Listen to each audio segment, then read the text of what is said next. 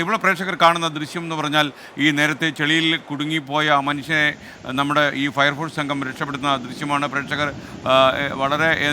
വളരെ സാഹസികമായിട്ടാണ് ഈ മനുഷ്യനെ രക്ഷപ്പെടുത്താൻ ഫയർഫോഴ്സിന് കഴിഞ്ഞ് കേരള ഫയർഫോഴ്സ് ഒരു ബിഗ് സല്യൂട്ട് അർഹിക്കുന്നുണ്ട്. കാരണം വളരെ ചെളിയിൽ കുതിർന്ന് കിടന്ന കഴുത്തറ്റം കുതിർന്ന് കിടന്ന ആ മനുഷ്യൻ കുറച്ചധികം മണിക്കൂറായി അദ്ദേഹം ഈ ചെളിയിൽ പൊതിഞ്ഞ് തൻ്റെ ജീവൻ രക്ഷിക്കാൻ വേണ്ടി ആവശ്യപ്പെടുകയായിരുന്നു. അവസാനം ഈ ഫയർഫോഴ്സ് സംഘം വളരെ സാഹസികമായി ഈ പറയുന്ന സ്ഥലത്തെത്തിച്ചേരുകയും അദ്ദേഹത്തെ മടക്കിക്കൊണ്ടുവരികയും ഇപ്പോൾ അദ്ദേഹത്തിന് പ്രാഥമിക ചികിത്സ നൽകിയിരിക്കുകയാണ്. അദ്ദേഹത്തിന് പ്രാഥമിക ചികിത്സ നൽകുന്ന ആശുപത്രിയിലേക്ക് കൊണ്ടുപോയിരുന്നു.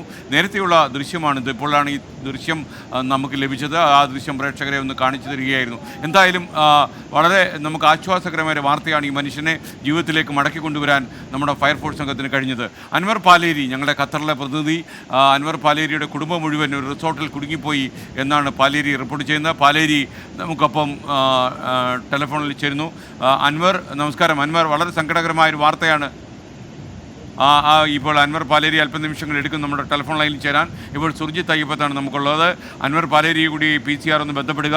സുർജിത്ത് അയ്യപ്പത്ത്, ഏറ്റവും ലേറ്റസ്റ്റ് ആയുള്ള വിവരങ്ങൾ അനുസരിച്ച് എത്ര പേർ ഈ ദുരന്തത്തിൽ മരിച്ചു എന്നുള്ള വിവരമാണ് ലഭിച്ചത്? രക്ഷാദൗത്യത്തിന് ആരൊക്കെയാണ് അവിടെ എത്തിച്ചേർന്നിട്ടുള്ളത്?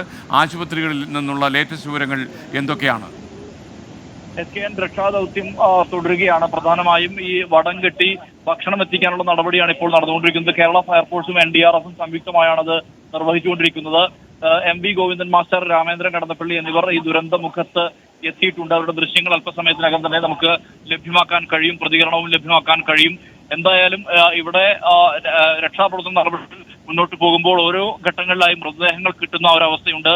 ഈ ചുരൽമല ജംഗ്ഷന് തൊട്ട് താഴെയുള്ള പ്രദേശത്ത് കിട്ടിയത് 2 മൃതദേഹങ്ങൾ തൊട്ട് മുമ്പ് കിട്ടിയിരുന്നു. ഈ മൃതദേഹങ്ങളുടെ കണക്ക് കൃത്യമായ രീതിയിൽ തന്നെ അവതരിപ്പിക്കാൻ കഴിയാത്ത ഒരു സ്ഥിതിയാണുള്ളത്. എന്തായാലും വലിയ രീതിയിൽ ഉള്ള മരണനിരക്ക് ഉണ്ട് എന്നുള്ളത് തന്നെയാണ് വ്യക്തമാവുന്നത്. കാരണം അത്രമാത്രം മരണങ്ങൾ ഉണ്ടായിട്ടുണ്ട്. നിരവധി വീടുകൾ തകർന്ന ഒരവസ്ഥയാണുള്ളത്. അത് ഏറ്റവും പ്രധാന പ്രശ്നം എന്ന് പറയുന്നത് ഈ മുണ്ടക്കൈ മേഖലയിലാണ്.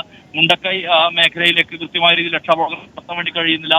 പലരും ചില റിസോർട്ടുകളിലും മറ്റുമായി താമസിക്കുന്ന അവസ്ഥയാണ് നിലവിലുള്ളത്. എന്തായാലും ആ ആളുകളെ എല്ലാം തന്നെ എത്തിക്കുക എന്നുള്ളത് ശ്രമകരമായ ദൗത്യമാണ്. എയർലിഫ്റ്റിംഗ് അല്ലാതെ മറ്റൊരു സാധ്യതയും കാണുന്നുമില്ല. ഹെലികോപ്റ്റർ ഉൾപ്പെടെയുള്ള സംവിധാനങ്ങൾ ഇവിടേക്ക് എത്താൻ കാലാവസ്ഥ പ്രതികൂലമായി ബാധിക്കുന്നു എന്നുള്ളത് വലിയ തിരിച്ചടിയാണ്. രാവിലെ മുതൽ തന്നെ ആളുകൾ ഇത് പറയുന്നുണ്ട്, അവർ രോഷം കൊള്ളുന്നുണ്ട്. പക്ഷേ കാലാവസ്ഥ പ്രതികൂലമായ ഒരു സ്ഥിതിയുണ്ട്. പക്ഷേ ഈ നിലവിൽ ചാറ്റൽ മഴ മാത്രമായി ഒതുങ്ങിയിട്ടുണ്ട്. പുഴയിലെ ജലനിരപ്പ് നേരിയ അളവിൽ കുറഞ്ഞിട്ടുണ്ടെങ്കിലും കുത്തൊഴുക്കുണ്ട്.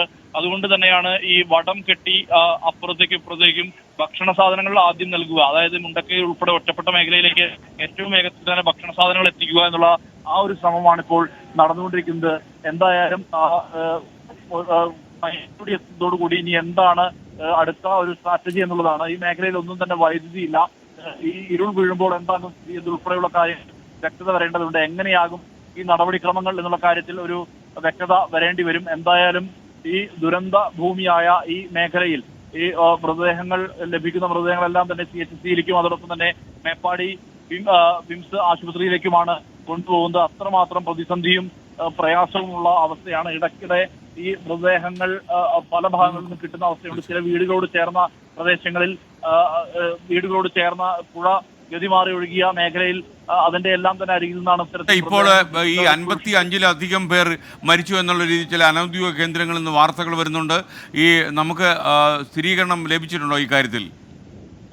ഇതുമായി ബന്ധപ്പെട്ട കൃത്യമായ ഒരു ആധികാരികമായ വിവരം നമുക്ക് ഇതുവരെ ലഭ്യമാകുന്നില്ല എന്നുള്ളതാണ്. നേരത്തെ DMO ബന്ധപ്പെട്ടപ്പോൾ നമുക്ക് വിവരങ്ങൾ ലഭ്യമായിരുന്നു.